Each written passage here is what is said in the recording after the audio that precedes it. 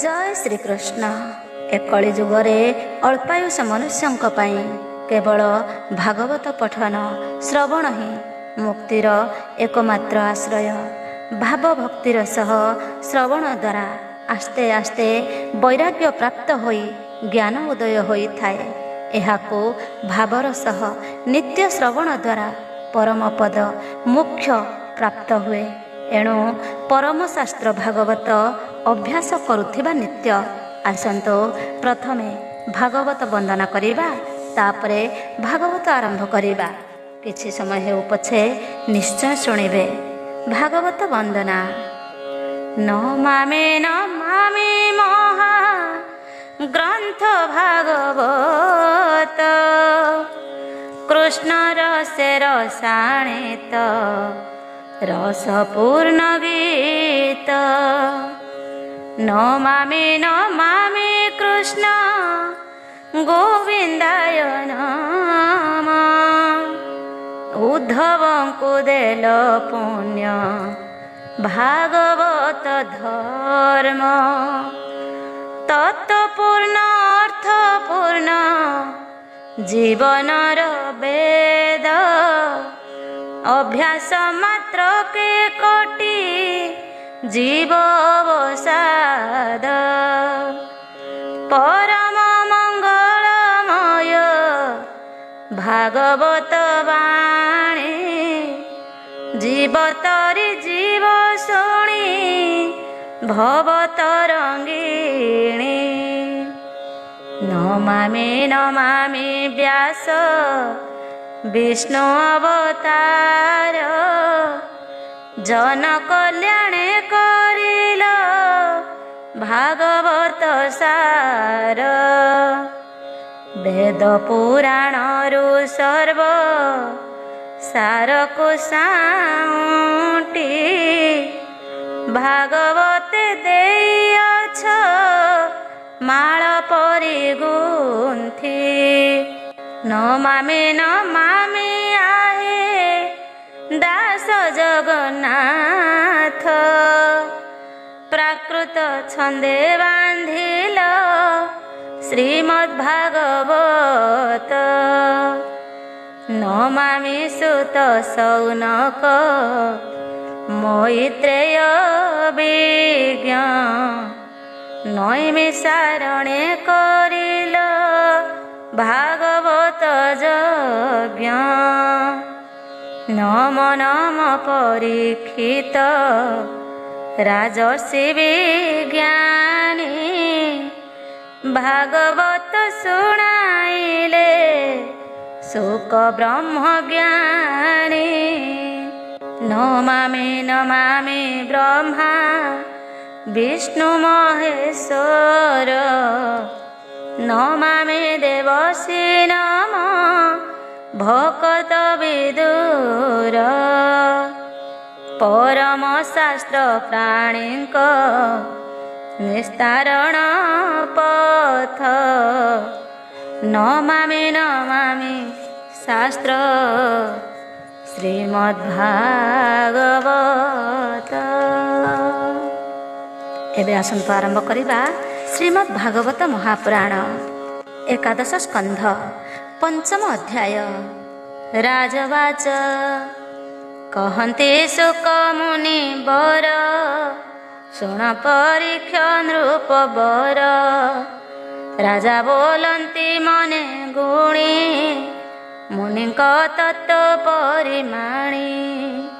निर्गुण निरंजन हरि, धरणी तले देह धरी। जे कर्म कले त्रिभुवने, जे अवतार से बास्ताने। से कथा कह मुनि गण, संतोष नुहे मो श्रवण। एमंते राजा साधु कथा, शुणी द्रुमिल शुद्ध चेता।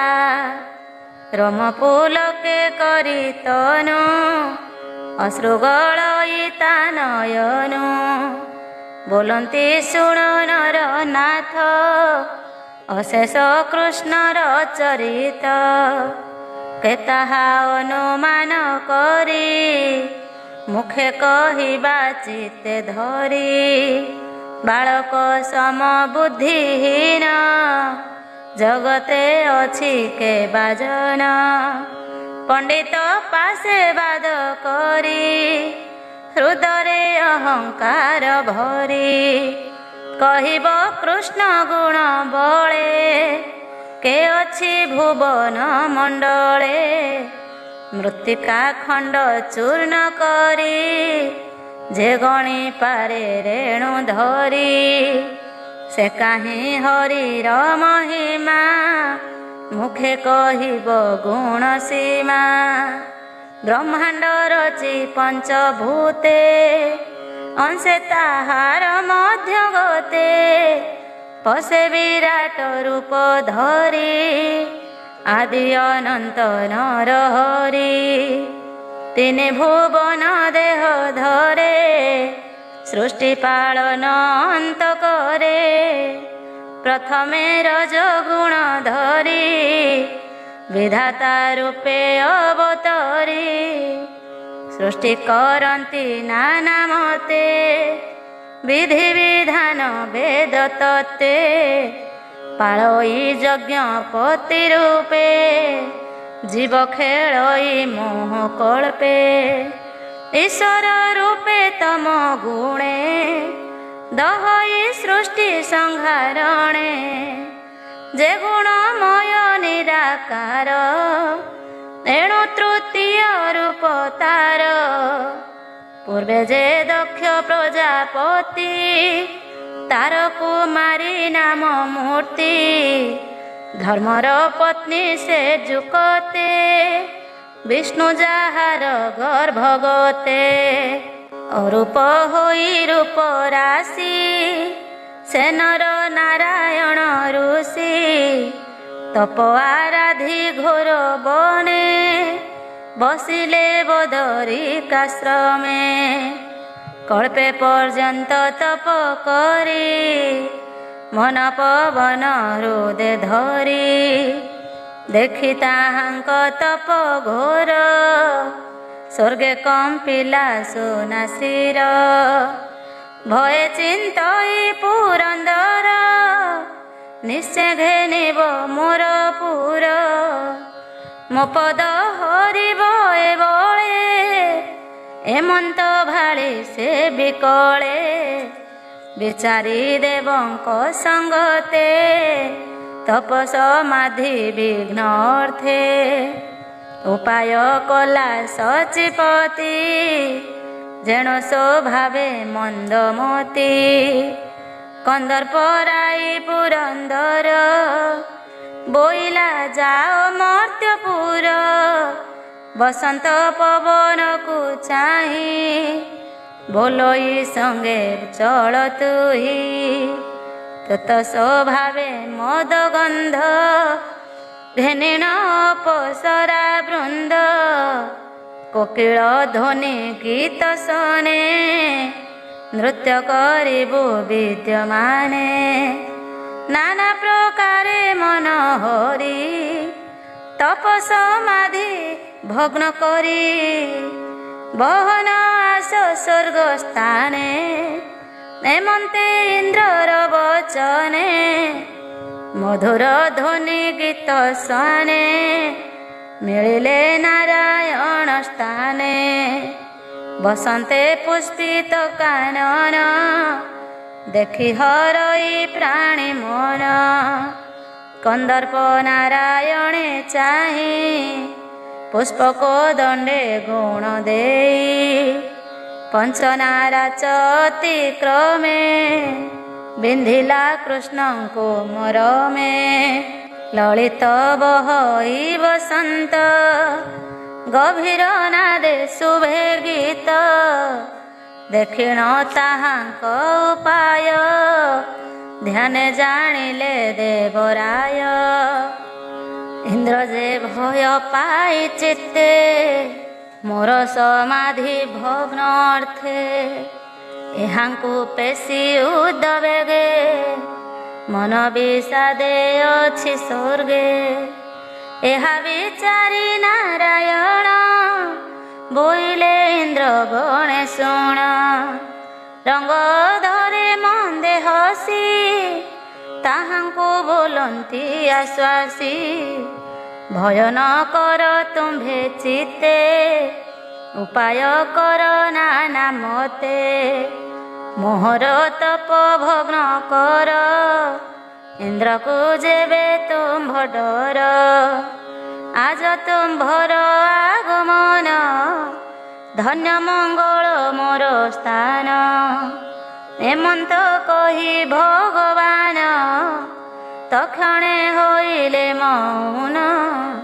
ତା ଦେଖି ଇନ୍ଦ୍ରଗଣ ଡରେ ନମିଲେ ବିଷ୍ଣୁଙ୍କ ପୟରେ। ଭୟ କମ୍ପନ୍ତି ମୁଖ ଚାହିଁ ବୋଲନ୍ତି ଶୁଣ ଭାବଗ୍ରାହୀ। ଏ ଯେ ବିଚିତ୍ର କଥା ତୋର ତୋ ଧର୍ମ ପ୍ରଭୁ ନିରାକାର। ନିର୍ଗୁଣ ନିର୍ବିକାର ଦେହି ପ୍ରକୃତି ତୋତେ ନ ଜାଣଇ। ତୋହର ଭୟ ଚରଣ ସେବନ୍ତି ଆତ୍ମଜ୍ଞାନୀ ଗଣ। ଯୋଗୀଙ୍କ ହୃଦୟ କମଳେ ତୋହର ଆସନ ନିଶ୍ଚଳେ। ତୋର ଚରଣେ ଯେ ସେବନ୍ତି ଦେବେ ତାହାଙ୍କୁ ବିଘ୍ନ ଚିନ୍ତି। ବୋଲନ୍ତି ଜପ ଯଜ୍ଞ ତ୍ୟାଗୀ ଏ ଯେ ହୋଇବ ମୋକ୍ଷ ଭାଗୀ। ଏଣୁ ଡରନ୍ତି ଦେବଗଣ କରନ୍ତି ବିଘ୍ନ ଆଚରଣ। ଯେ ଅନ୍ୟ ଦେବତା ଭଜନ୍ତି ତାହାଙ୍କୁ ବିଘ୍ନ ନ କରନ୍ତି। ସମସ୍ତେ ମିଳି ଅଗ୍ନିକୁଣ୍ଡେ ଘୃତ ସମିଧ ଭକ୍ଷି ତୁଣ୍ଡେ। ଯଜ୍ଞ ଭୋଜନେ ସୁଖେ ଥାନ୍ତି ତାହାକୁ ଦୟା ସେ କରନ୍ତି। ଯେ ତୋର ଚରଣେ ସେବନ୍ତି ସକଳ ଧର୍ମ ସେ ଲୋଭନ୍ତି। ଏକାନ୍ତ ଚିତ୍ତେ ସୁଖେ ଥାନ୍ତି ଅନ୍ୟ ଦେବଙ୍କୁ ନ ପୂଜନ୍ତି। ତେଣୁ ସେ ଦେବେ କୋପ ଭରେ ବିଘ୍ନ ଆଚରନ୍ତି ତାହାରେ। ଯେ ତୁମ୍ଭ ଚରଣେ କିଙ୍କର ତାହାକୁ ତୁମ୍ଭେ ଦୟା କର। ବିଘ୍ନ ତାହାଙ୍କ ପାଦେ ନମେ ଅନ୍ୟ ସଂସାର ଯାଇ ଭ୍ରମେ।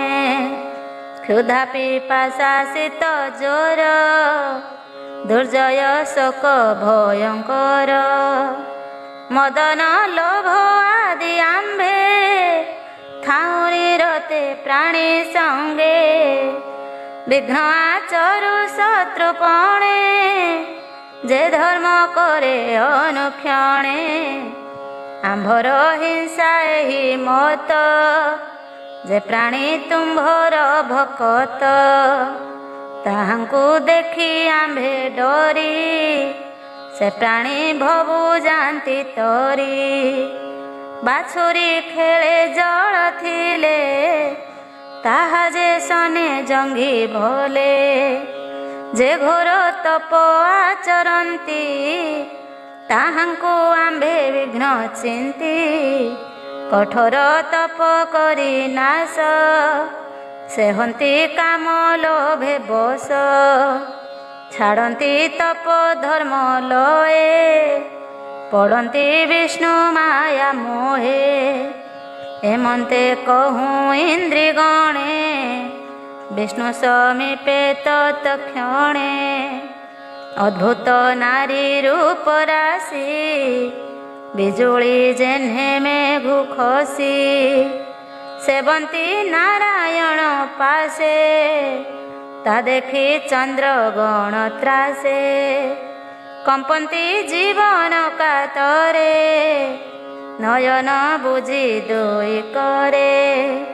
ସେ ରୂପ ରାଶି ଦେହ ଗନ୍ଧେ ଆଘ୍ରାଣ କରି ନାସାରନ୍ଧ୍ରେ।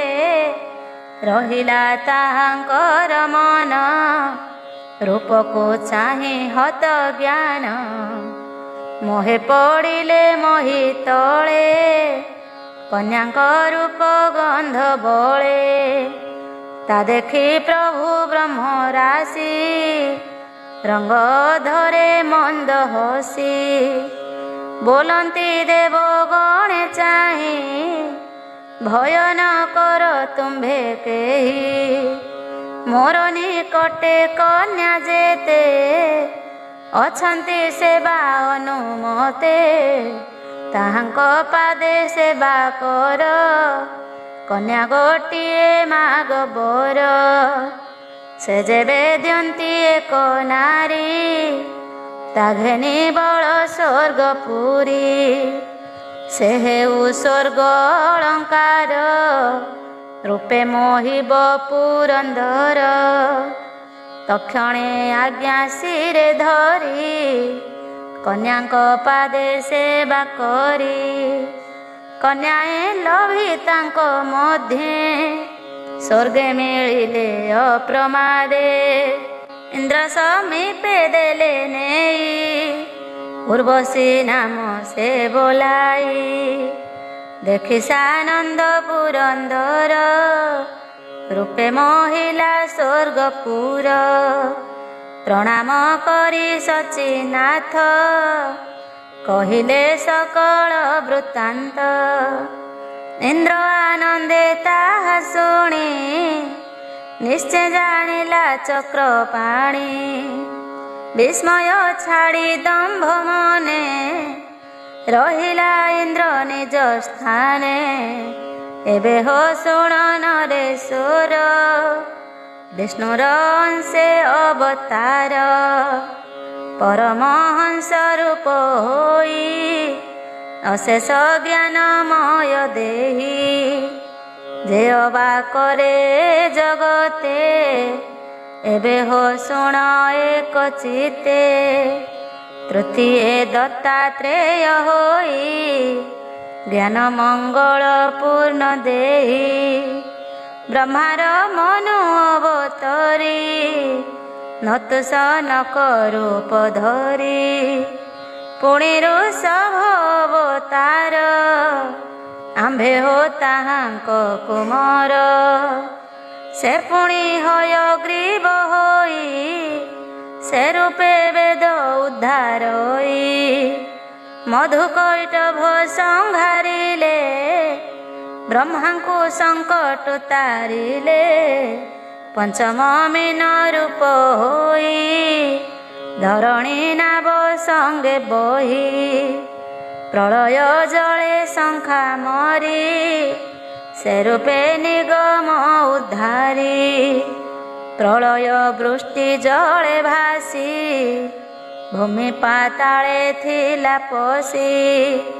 ଶୁକର ରୂପେ ଧରି ହରି ଭୂମି ତୋଳିଲେ ଦନ୍ତ ପରି। ଇନ୍ଦ୍ର ସମ୍ପଦ ଲାଭ ଅର୍ଥେ ଦେବଦାନବ ଅନୁମତେ। ଗଭୀର କ୍ଷୀର ସିନ୍ଧୁ ମଧ୍ୟେ ମନ୍ଦର ଆଣି ସୁଖ ସାଧେ। ଜଳେ ପକାନ୍ତେ ମହାଗିରି ହରିତା କୁର୍ମ ରୂପ ଧରି। ଅମୃତ ଆଦି ନାନା ଦ୍ରବ୍ୟ ଇନ୍ଦ୍ରକୁ ଦେଲେ ହରି ସର୍ବ। ଚକ୍ରେ କୁମ୍ଭୀର ଯୁଦ୍ଧ କାଳେ ସେ ହରି ରୂପ ଅନ୍ତରାଳେ। ଚକ୍ରେ କୁମ୍ଭୀର ମୁଣ୍ଡ ହାଣି ଗଜ ଉଦ୍ଧାରି ଚକ୍ରପାଣି। କଶ୍ୟପ ଋଷି ଯଜ୍ଞ ମେଳା 60 ସହସ୍ର ବାଳ ଖିଲ୍ୟା। ନିତ୍ୟ ଚାଲନ୍ତି ବନ ଦାଣ୍ଡେ କାଠ ବହନ୍ତି କନ୍ଧେ ମୁଣ୍ଡେ। ଦିନେକ ଘେନି ଏକ ଡାଳେ 60 ସହସ୍ର ଏକ ମେଳେ।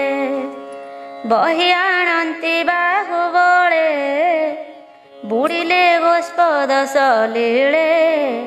ସମସ୍ତେ ହୋଇ ଏକ ମୁଖ ଡାକନ୍ତି ନାରାୟଣ ରଖ। ଦେଖିଣ ତାହାଙ୍କ ବିକଳ ଦୟା ସାଗର ଆଦି ମୂଳ।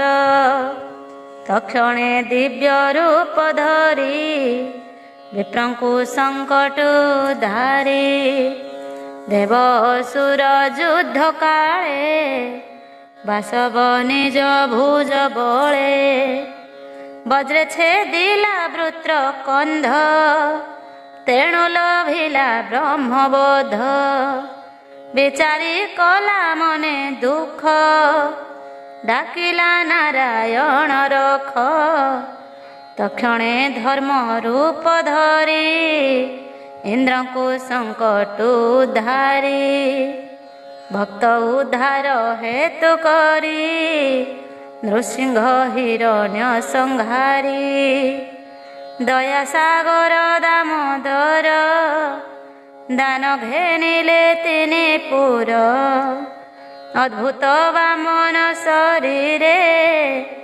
ମିଳିଲେ ବଳି ଯଜ୍ଞ ଦ୍ୱାରେ ସେ ରୂପେ ମୋହି ତାର ମନ ଦାନେ ହରିଲେ ତ୍ରିଭୁବନ ପାଦେ ତାହାର ଶିର ଚାପି ପାତାଳ ପୁରେ ନେଇ ସ୍ଥାପି ଇନ୍ଦ୍ରର ମନ କଲେ ଶୁଭ ସୁଖେ ସେ ଭୁଞ୍ଜଇ ଦୁର୍ଲଭ ସେ ପୁଣି ଭୃଗୁ ବଂଶେ ହରି ପରଶୁରାମ ରୂପ ଧରି ଏକବିଂଶତି ବାର କୋପେ ଅବନି ଭ୍ରମି ବିଶ୍ୱରୂପେ କ୍ଷତ୍ରିୟ କୁଳ ସଂହାରଣ କଲେ ଅନାଦି ନାରାୟଣ ରାବଣ ରାମ ରୂପେ ମାରି ସଙ୍କଟୁ ଜାନକୀ ଉଦ୍ଧାରି ଧରଣୀ ମଧ୍ୟେ ଯଶ ଥୋଇ ପ୍ରାଣିତ ରହି ତାହା ଗାଇ ପୁଣି ଅନନ୍ତ ଅବତାରେ ହଳ ମୂଷଳ ଧରି କରେ ଏମନ୍ତେ ନାନା ରୂପ ଧରେ ଯେ ହରି ଜଗତେ ବିହରେ କେ ତାର ଗୁଣ କର୍ମ ମୁଖେ ସଂଖ୍ୟା କରିବ ଶତ କଳ୍ପେ କେ ଅବା କହିବ ସଂକ୍ଷେପେ ଭୋରା ଜାତ ହର ସମୀପେ ନାରଦ ବସୁଦେବ ମେଳେ ଶୁକ ପରୀକ୍ଷ ଗଙ୍ଗା କୂଳେ ଏଷଣ ପ୍ରଶ୍ନେ ଏକାଦଶ କହିଲା ଜଗନ୍ନାଥ ଦାସ ଶ୍ରୀ ଭାଗବତ ଧର୍ମ କଥା ଶୁଣି ଛାଡ଼ିବ ମନ ବ୍ୟଥା ଇତି ଶ୍ରୀମଦ୍ ଭାଗବତେ ମହାପୁରାଣେ ପାରମହଂସ୍ୟାಂ ସଂହିତାୟାଂ ବୈୟାସିକ୍ୟାಂ ଏକାଦଶ ସ୍କନ୍ଧେ ନିମିନବ ବିପ୍ର ସମ୍ବାଦେ ନାମ ପଞ୍ଚମଧ୍ୟାୟ। ଷଷ୍ଠ ଅଧ୍ୟାୟ। ବିଦେହ ବାଚ ବୋଲନ୍ତି ବିଦେହ ରାଜନ ଭୋମୁନି ଶୁଣ ମୋ ବଚନ ଏ ଭୂମି ମଧ୍ୟେ ଦୃଷ୍ଟ ଲୋକେ ବିଷ୍ଣୁଙ୍କୁ ନ ଭଜନ୍ତି ଥୋକେ କାମ ସଂକଳ୍ପ ଲୋଭେ ଜଡ଼ି ଅଜ୍ଞାନ ମୋହେ ଥାନ୍ତି ପଡ଼ି ଧର୍ମ ଧର୍ମ ନ ଜାଣନ୍ତି ଅନ୍ତେ ଲଭନ୍ତି ଅଧୋଗତି ଏ ବଡ଼ ସଂଶୟ ମୋ ହୃଦେ ଛେଦ କଳୁଷ ଜ୍ଞାନ ଭେଦେ ଚମସ ବାଚ ଚମସ ଶୁଣି ତା ବଚନ କହନ୍ତି ସଭା ବିଦ୍ୟମାନ ବିଷ୍ଣୁର ମୁଖ ଭୁଜ କୁରୁ ଅଭୟ ପାଦ ପଙ୍କଜରୁ ବ୍ରାହ୍ମଣ ଆଦି ଚାରି ବର୍ଣ୍ଣେ ଜନ୍ମିଲେ ସ୍ୱଭାବେ ତ୍ରିଗୁଣେ ଏଣୁ ସେ ବିଷ୍ଣୁ ପିତା ମାତା ଗୁରୁ ବାନ୍ଧବ ଇଷ୍ଟ ଦାତା ଏମନ୍ତେ ସ୍ୱାମୀ ସେବା ତେଜେ ଲୋଭେ ସେ ଅନ୍ୟ ଦେବ ଭଜେ ସେ ପ୍ରାଣୀ ପତିତ ପାମର ଅନ୍ତେ ପଡ଼ଇ ତମ ଘୋର ବଦନ ଥାଉ ହରିବାଣୀ ମୁଖେ ଯେ ନ ବୋଲନ୍ତି ପ୍ରାଣୀ ନାମ ନ ଶୁଣନ୍ତି ଶ୍ରବଣେ ସେ ଥାନ୍ତି ପାପ ଆଚରଣେ ମ୍ଲେଚ୍ଛ ପତିତ ଦୁରାଚାର ସ୍ତ୍ରୀ ଶୂଦ୍ର ଆଦି ଯେତେ ନର ଏମନ୍ତେ ସ୍ୱାମୀ ସେବା ତେଜେ ଲୋଭେ ସେ ଅନ୍ୟ ଦେବ ଭୋଜେ ସେ ପ୍ରାଣୀ ପତିତ ପାମର ଅନ୍ତେ ପଡ଼ଇ ତମ ଘୋର ବଦନ ଥାଉଁ ହରିବାଣୀ ମୁଖେ ଯେ ନ ବୋଲନ୍ତି ପ୍ରାଣୀ ନାମ ନ ଶୁଣନ୍ତି ଶ୍ରବଣେ ସେଥାନ୍ତି ପାପ ଆଚରଣେ ମ୍ଲେଚ୍ଛ ପତିତ ଦୁରାଚାର ସ୍ତ୍ରୀ ଶୂଦ୍ର ଆଦି ଯେତେ ନର ସେ ଯେବେ ସାଧୁଙ୍କୁ ଦେଖନ୍ତି କଳୁଷ ପଙ୍କୁ ଧରନ୍ତି ବ୍ରହ୍ମ କ୍ଷତ୍ରିୟ ବୈଶ୍ୟ ଜନ ସ୍ୱଭାବେ ଧର୍ମ ତିନି ବର୍ଣ୍ଣ ବିଷ୍ଣୁ ଚରଣ ସନ୍ନିଧାନେ ଏଥାନ୍ତି ନିଗମ ବଚନେ ବ୍ରାହ୍ମଣ ବେଦ ପଢ଼ି ବଳେ କୁଳ ସମ୍ପଦ ଧନ ଛଳେ ମଜଇ କରି ଅହଙ୍କାର ସ୍କନ୍ଧେ ବହଇ ବେଦ ଭାର ଧର୍ମ ଧର୍ମ ମାର୍ଗ ବହି ଆତ୍ମାକୁ ପଣ୍ଡିତ ବୋଲାଇ ସଭାର ମଧ୍ୟେ ଚାଟୁ କହି ହସି ହସାଇ ଜନ ମୋହି ଏ ଭାବେ ରଜଗୁଣ ଖଣ୍ଡେ ସଂକଳ୍ପ କରେ କର୍ମ କାଣ୍ଡେ ଧନ ତନୟ ସୁଖ ଆସେ ଶରୀର ଅନ୍ତେ ନର୍କେ ପଶେ ଅଳପ କାର୍ଯ୍ୟ କ୍ରୋଧ ବହେ କାଳ ଭୁଜଙ୍ଗ ପ୍ରାୟ ହୁଏ ସ୍ୱଭାବେ କାମ କ୍ରୋଧ ବଳେ ନିତ୍ୟ ଅସାଧୁ ସଙ୍ଗେ ମିଳେ ଏଣୁ ଏ ବିପ୍ର ଆଦି ବର୍ଣ୍ଣ ପାପୀ ଦୁର୍ଜନ ମତିହୀନ ବିଷ୍ଣୁ ଜନଙ୍କୁ ଦେଖି ପାଶେ ନିନ୍ଦା କରିଣ ଉପହାସେ ହସି ବୋଲଇ ହାସ୍ୟବାଣୀ ନିକଟେ କୃଷ୍ଣ କଥା ଶୁଣି ଗୃହେ ଗୃହିଣୀ ଅଙ୍ଗ ସଙ୍ଗେ ଚିତ୍ତ ବୁଡ଼ାଇ କାମ ଭୋଗେ ଆଶା ବନ୍ଧନେ ଧନ ସଞ୍ଚେ ମାୟା ସଂକଳ୍ପ ଦିନ ବଞ୍ଚେ ପିଣ୍ଡ ପରାଣ ତୃଷ୍ଣା ମାତ୍ରେ ପଶୁ ହିଂସଇ ହିଂସା ଶାସ୍ତ୍ରେ ବେଦ ଉଦ୍ଦେଶ୍ୟ ଜନ୍ତୁ ମାରି ପୂଜଇ ନାନା ଯଜ୍ଞ କରି ଦାନ ଦକ୍ଷିଣା ବିଧି ଜ୍ଞାନେ କୁକର୍ମ କରଇ ଅଜ୍ଞାନେ ପଶୁ ମାରଣେ ପାପ ଯେତେ ଦେଖି ନ ଦେଖଇ ଅଗ୍ରତେ ସମ୍ପଦେ ବଢ଼େ ଅଭିମାନ ଐଶ୍ୱର୍ଯ୍ୟ ମଦିରାରେ ମଗ୍ନ ବିଦ୍ୟା ପଠନ ଦାନ ବଳେ ସମ୍ପଦ ଦେଖଇ ନିଶ୍ଚଳେ ସମ୍ପଦ ମଦେ ଅନ୍ଧ ହୋଇ ସାଧୁ ଅସାଧୁ ନ ଗଣଇ ବିଷ୍ଣୁ ବୈଷ୍ଣବ ଜନ ଚାହିଁ ନିନ୍ଦା କରଇ ଗର୍ବ ବହି ଏ ଭାବେ ସର୍ବନାଶ କରେ ନରକେ ପଡ଼ଇ ନିର୍ଭରେ ସକଳ ଜୀବ ମଧ୍ୟେ ହରି ବସେ ଅନନ୍ତ ରୂପ ଧରି ବିଷ୍ଣୁର ମାୟା ମାତ୍ର ଭ୍ରାନ୍ତି ଏହା ପାମରେ ନ ବୁଝନ୍ତି ଯାର ମହିମା ବେଦ ଭଣେ ଯୋଗୀନ୍ଦ୍ର ଯେ ହରି ଚରଣେ ନିତ୍ୟ ନିର୍ମଳ ଚିତ୍ତେ ଚିନ୍ତି ଧ୍ୟାନ ଧାରଣେ ନ ଦେଖନ୍ତି ସେ ହରି ନ ଭଜଇ ଚିତ୍ତେ କୁବୁଦ୍ଧି ଭାବ ବିରତେ କୁତ୍ସିତ କଥା ରତ ନିତେ ନାନା କୁପଥ ମନରଥେ ମନ ଭ୍ରମଇ ଭ୍ରମ ଥାଇ ଦୁର୍ଗମ ପଥ ନ ଚିହ୍ନଇ ନାରୀ ସେବନ ମାଂସ ମଦେ ଲୋକ ବେଭାରେ ଅନୁବାଦେ ବେଦନ କହେ ଯାହା ମୁଖେ ପ୍ରାଣିତା କରେ ଆତ୍ମା ସୁଖେ ଧର୍ମ ଧର୍ମ ବେନି ପଥେ ବେଦେ କହଇ ଯାହା ନିତ୍ୟ ଆଦିଶ୍ୱର ଆଜ୍ଞା ଏହୁ, ଏଥୁ ଅଧିକ କେବା କହୁ। ସେ ବେଦ ପଥ ଛାଡ଼ି ବଳେ, କର୍ମ କରଇ ଆତ୍ମ ଭଳେ।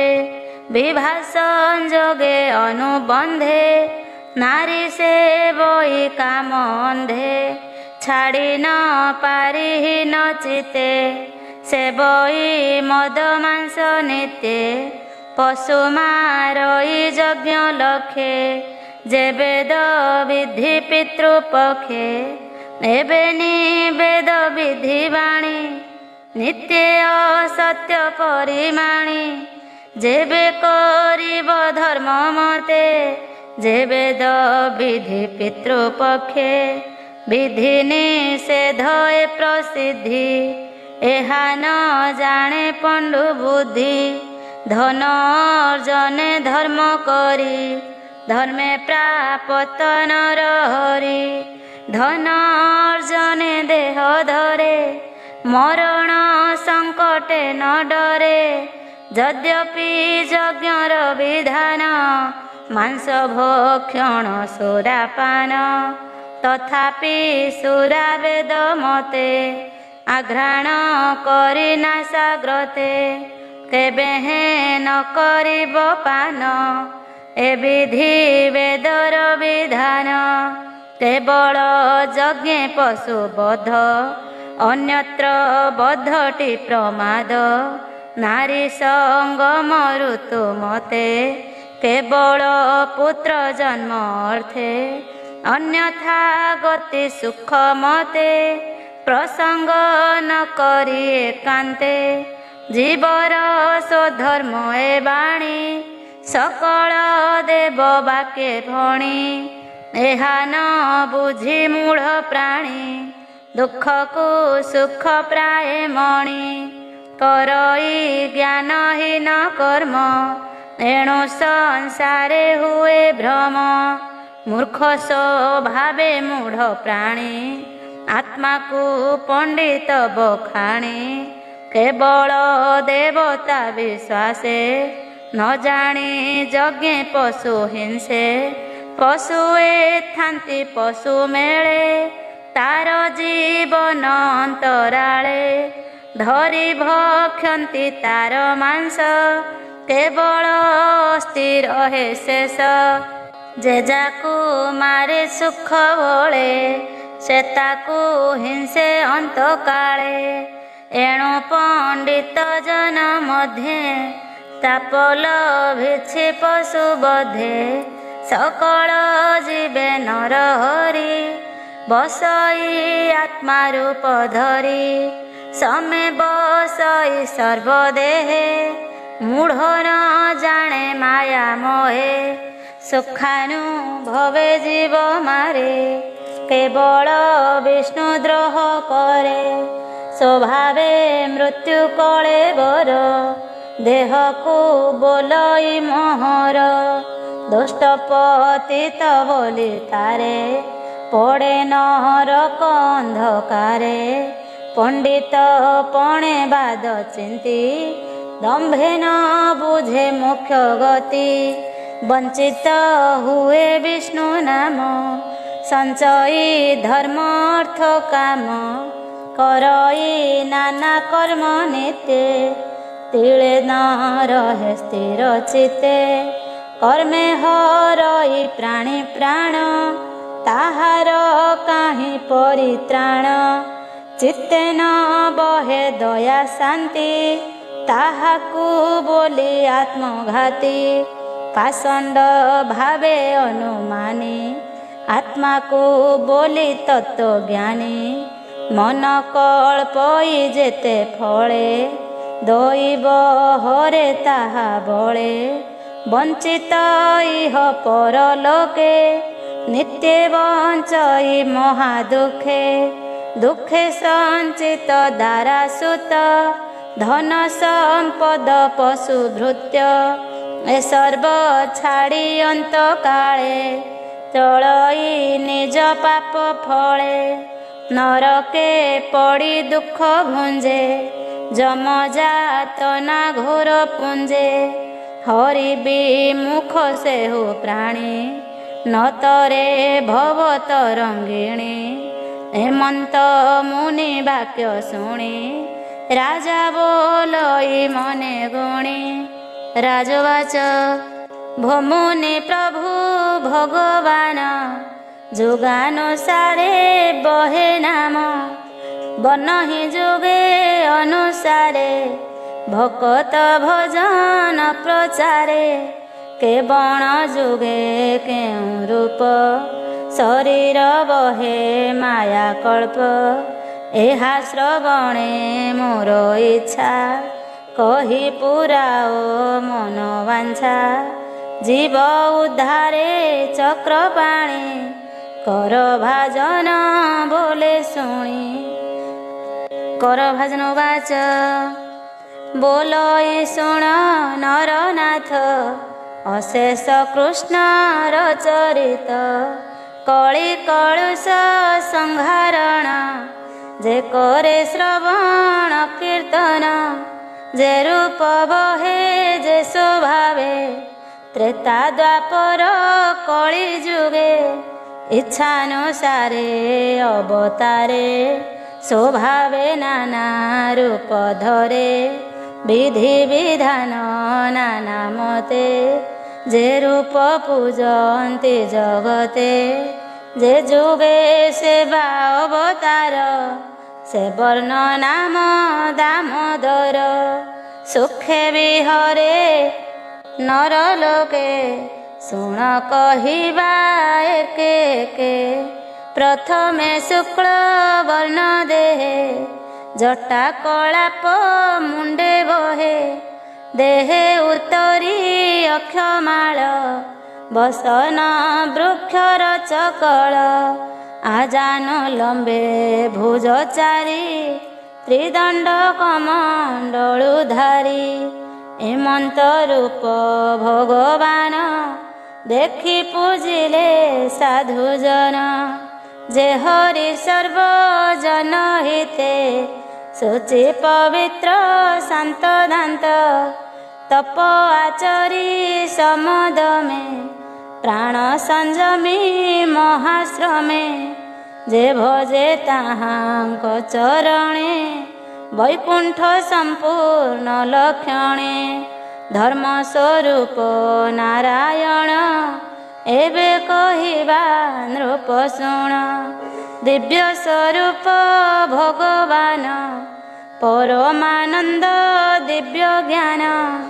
ए रूपे धरे सत्य जुगे भकत जन अनुरागे शोणित वन त्रेता जुगे विष्णु संभूत भूमि भागे सुंदर चतुर्भुज धरे सुवर्ण वर्ण केश शिरे पवित्र मेखला उतरी सुंदर श्रुव श्रुत धरी यज्ञ मूर्ति दामोदरे सर्वदेवता कळेबर अशेष भुवन ईश्वरी अज्ञानी जने अगोचर से रूप देखी विप्रगणे निगम पथ आचरणे यज्ञ पूजिले भगवान से यज्ञ विधिर विधान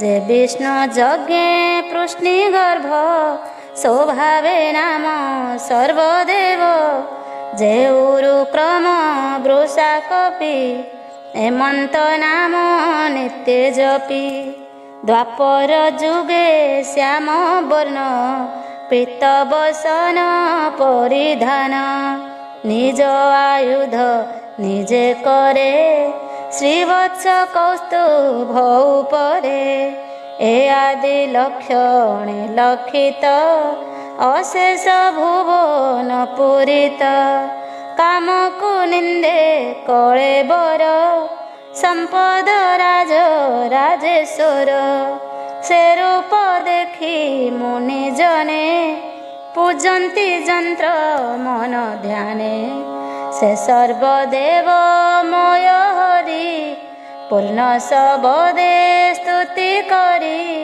ଶ୍ରୀ ବାସୁଦେବ ନମସ୍ତୁତେ ଶଙ୍କର ଶରଣ ବୋଲି ତୋତେ ପ୍ରଦ୍ୟୁମ୍ନ ନିରୁଦ୍ଧ ତୁହି ଏ ଚାରି ରୂପ ଏକ ଦେହି ନମସ୍ତେ ପ୍ରଭୁ ଜଗନ୍ନାଥ ଯାର ଶରୀର ଏ ଜଗତ ତୁ ବିଶ୍ୱନାଥ ବିଶ୍ୱପତି ମହାପୁରୁଷ ସର୍ବଗତି ଦ୍ୱାପର ଯୁଗରେ ମନ୍ତେ ବିଷ୍ଣୁଙ୍କୁ ପୂଜନ୍ତି ଜଗତେ ଦ୍ୱାପର ଯୁଗ ଶେଷ କାଳେ କଳି ଆଗମ ଅନ୍ତରାଳେ ରୂପ ପ୍ରକାଶେ ଚକ୍ରପାଣି ଯେସନେ ଇନ୍ଦ୍ର ନୀଳମଣି କୃଷ୍ଣ ମୂରତି ଭଗବାନ କେବଳ ନାମ ସଂକୀର୍ତ୍ତନ ଶ୍ରୀକୃଷ୍ଣ ରୂପ ଗୁଣ ଯେତ ଧ୍ୟାନେ ନିରୋପି ଶୁଦ୍ଧ ଚିତ୍ତେ ପ୍ରତିମା କରି ନାନା ମତେ କୃଷ୍ଣ ପୂଜନ୍ତି ଯଜ୍ଞ ସୂତ୍ରେ ଅଙ୍ଗ ଉପାଙ୍ଗ ମନ୍ତ୍ରତନ୍ତ୍ରେ ବିଷ୍ଣୁର ପାରିଷଦ ଯେତେ ସକଳ ପୂଜି ସାବଧାନେ ସ୍ତୁତି କରିବ ଏ ବଚନେ ହେ ମହାପୁରୁଷ ମୁକୁନ୍ଦ ବନ୍ଦେ ତୋ ଚରଣାରବିନ୍ଦ ମୁନି କରନ୍ତି ଯାର ଧ୍ୟାନ ହରଇ ପରା ଭବମାନ ଅଭୀଷ୍ଟ ଫଳ କାମଧେନୁ ତୀର୍ଥ ନିବାସ ଯା ଚରଣ ଭବ ବିରଞ୍ଚି ଯାକୁ ଚିତେ ସ୍ତୁତି କରନ୍ତି ଅବିରତେ ଶରଣ ଜନର ରକ୍ଷଣ ଭୃତ୍ୟ ଆରତ ନିବାରଣ ପ୍ରଣତ ଜନ ଯେ ପାଳଇ ଏ ଭବ ଜଳେ ନାବ ହୋଇ ଯେ ରାଜ ଲକ୍ଷ୍ମୀ ଦେବଗଣେ ଧ୍ୟାନେ ଚିନ୍ତନ୍ତି ଅନୁକ୍ଷଣେ ମନୁଷ୍ୟ ଦେହ ମର୍ତ୍ତେ ଧରି କେ ଅବା ପାରେ ଦୂର କରି ପିତୃବଚନ ଶିରେ ଧରି ଯେ ରାଜ୍ୟ ଦୂରେ ପରିହରି ଧର୍ମିଷ୍ଠ ଗୁଣେ ପଶିବନେ ଯନ୍ତ୍ରିତ ପ୍ରିୟାର ବଚନେ ଧାଇଲେ ମାୟା ମୃଗର୍ଥେ ବନ ଗହନ ଘୋର ପଥେ ସେ ପାଦେ ମୋର ନମସ୍କାର ଧ୍ୟାନେ ଖଣ୍ଡଇ ତମ ଘୋର ଯୁଗକୁ ଯୁଗ ଏହି ମତେ ପରମାନନ୍ଦ ଏ ଜଗତେ ଧରଣୀ ମଧ୍ୟେ ଅବତରି ଭ୍ରମଇ ନାନା ରୂପ ଧରି ସେ ରୂପ ପୂଜି ନର ନାରୀ ମାୟା ସଂସାରୁ ଯାନ୍ତି ତରି ଯେ ପ୍ରାଣୀ ପଣ୍ଡିତ ବୋଲାଇ ଗୁଣଜ୍ଞ ସର୍ବସାରଗ୍ରାହୀ ସକଳ ଶାସ୍ତ୍ର ଅନୁମାନେ ନିର୍ମଳ ଚିତ୍ତେ ମହାଜ୍ଞାନେ ବେଦ ବିଚାରି ବ୍ରହ୍ମ ଭାଗ ସେ ବୋଲେ ଧନ୍ୟ କଳି ଯୁଗ ବ୍ରାହ୍ମଣ ଆଦି ଚାରିବନେ କୃଷ୍ଣର ନାମ ସଂକୀର୍ତ୍ତନେ କଳି କଳୁ ସେ ଦୁଷ୍ଟ ଚିତ୍ତେ ଗୃହ କଷଣ ବିରତେ ନାନା ସଙ୍କଟେ ଯେବେ ଥାନ୍ତି ସଂସାରେ ନାହିଁ ତାଙ୍କ ଭ୍ରାନ୍ତି ଲୋଭେ ନିମିଷେ କ୍ଷଣେ ଲେସେ ଯେ ଅବା ଥିବେ ଯେଉଁ ଦେଶେ କୃଷ୍ଣର ନାମ ଉଚ୍ଚେ ଗାଇ ଲୋମ ପୁଲକ ତନୁ ବହି ନୟନୁ ବହି ଅଶ୍ରୁ ଜଳ ଲଭନ୍ତି କୋଟି ତୀର୍ଥ ଫଳ ଏ ବଡ଼ ଲାଭ ଏ ଜଗତେ କୃଷ୍ଣ ଭଜନ ନାନା ମତେ ମୁଖେ ଉଚ୍ଚାରି ନୀତି ନୀତି ଅଶେଷ ପାପ ତରି ଯାନ୍ତି। ସତ୍ୟ ଯୁଗର ପ୍ରଜାଗଣ ଭବିଷ୍ୟ ମତେ ପରିମାଣ କରି କଳ୍ପନ୍ତି ସୁଖ ଭୋଗ। ଆମ୍ଭେ ଜନ୍ମିବୁ କଳି ଯୁଗ ବ୍ରାହ୍ମଣ ଆଦି ଚାରି ବନେ ତରିବେ ନାମ ସଂକୀର୍ତ୍ତନେ। ତାହାଙ୍କ ମଧ୍ୟେ ଆମ୍ଭେ ଥାଇ ତୁଣ୍ଡେ ଗୋବିନ୍ଦ ନାମ ଗାଇ। ଭକତ ମୁଖୁ କୃଷ୍ଣ ଶୁଣି ତରିବୁ ଭବ ତରଙ୍ଗିଣୀ। ଗୋବିନ୍ଦ ଚରଣାରବିନ୍ଦ ସ୍ୱାଦୁ ସୁଗନ୍ଧ ମକରନ୍ଦ। ମନ ଭ୍ରମରେ କରି ପାନ ଯେ ଅବା ଥିବେ ସାଧୁଜନ। ତାହାଙ୍କ ସଙ୍ଗେ ମିତ୍ରପଣେ ସେବିବୁ କୃଷ୍ଣର ଚରଣେ। ଏମନ୍ତ ଚିତେ କରି ଆଶା କଳିକୁ କରନ୍ତି ପ୍ରଶଂସା। ମୁଖେ ଧରନ୍ତି କୃଷ୍ଣ ନାମ ଶ୍ରବଣ ମାତ୍ରେ ଅଭିରାମ। ପ୍ରବେଶ କରି ପ୍ରାଣୀ ମଧ୍ୟେ ଜନ୍ମ ମରଣ ପଥ ଛେଦେ। ନାରଦବାଚ ଏମନ୍ତେ ନବ ମୁନି ଗଣେ ରାଜାଙ୍କୁ ଚାହିଁ ଜଣେ ଜଣେ। କହିଲେ ଭାଗବତ ଧର୍ମ ଯେ ରୂପେ ବିଷ୍ଣୁ ସେବା କର୍ମ। ଶୁଣି ସାନନ୍ଦ ଦଣ୍ଡଧାରୀ ଲୋମ ପୁଲକ ତନୁ କରି। ନୟନୁ ଅଶ୍ରୁ ଜଳ ଝରେ ନିର୍ମଳ ବାହ୍ୟ ଅଭ୍ୟନ୍ତରେ। ମୁନିଙ୍କ ଚରଣେ ପୂଜିଲା ଆନନ୍ଦେ ନୟନ ବୁଝିଲା। ତକ୍ଷଣେ ସଭା ବିଦ୍ୟମାନେ ମୁନି ଚଳିଲେ ଅନ୍ତର୍ଧ୍ୟାନେ। ଯେ ଧର୍ମ କହିଗଲେ ମୁନି ନିମି ହୃଦରେ ତାହା ଘେନି। ଭାବି ହୋଇଲା ଭବୁ ପାର ଏବେ ହୋ ଶୁଣ ଯଦୁବୀର। ତୁ ଏବେ ଏହି ଧର୍ମ କରି ଅନ୍ତେ ଲଭିବୁ ନର ହରି। ତୁ ଧନ୍ୟ ଧନ୍ୟ ତୋ ଜୀବନ ଯାହାର ପୁତ୍ର ଭଗବାନ। ଲଭିଲୁ ପୂର୍ବ ତପ ଫଳେ ତେଣୁ ତୋ ଯଶ ମୋହିତଳେ। ବିଖ୍ୟାତ ତିନି ଭୁବନରେ ଯେ ଯଶ ଗାଇ ପ୍ରାଣିତରେ। ଆସନ ଭୋଜନ ନୟନେ ନିରତେ ଦେଖୁ ତୁ ନୟନେ। ଏ ମୋର ପୁତ୍ର ବୋଲି ଭୋଳେ ଚୁମ୍ବନ ଦେଇ ଧରୁ କୋଳେ।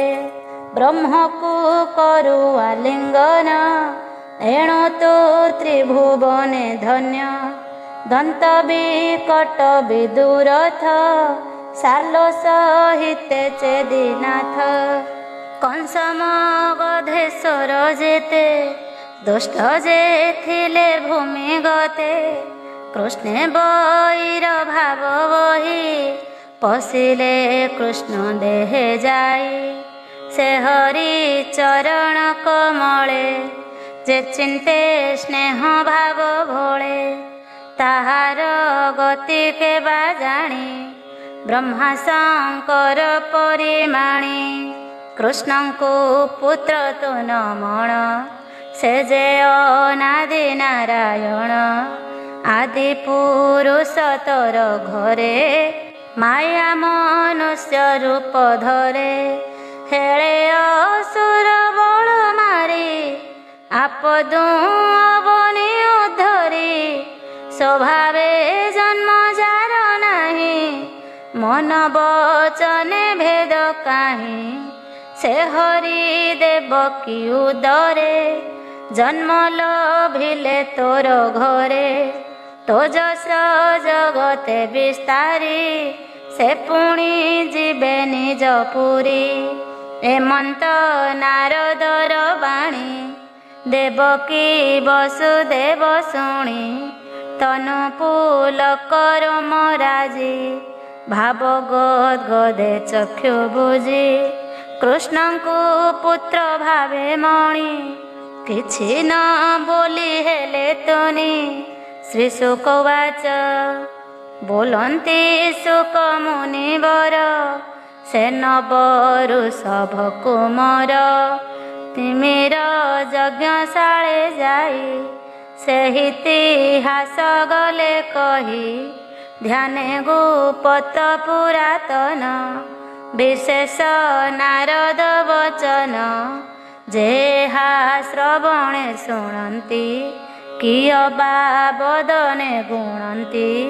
सकल पाप पंकुतरी अन्ते लभन्ति नरहरि। श्री एकादश भागवत कहिला दास जगन्नाथ। हरिचरित गीत बंधे संक्षेपे एकादश स्कंधे। अमृत रसमय गीत शुणन्ते जगत पवित्र। इति श्रीमद्भागवते महापुराणे पारमहंस्यां संहितायां 82 एकादश स्कंधे वसुदेव नारद संवादे वर्णभेद भक्तियोग कथनं नाम 6 अध्याय।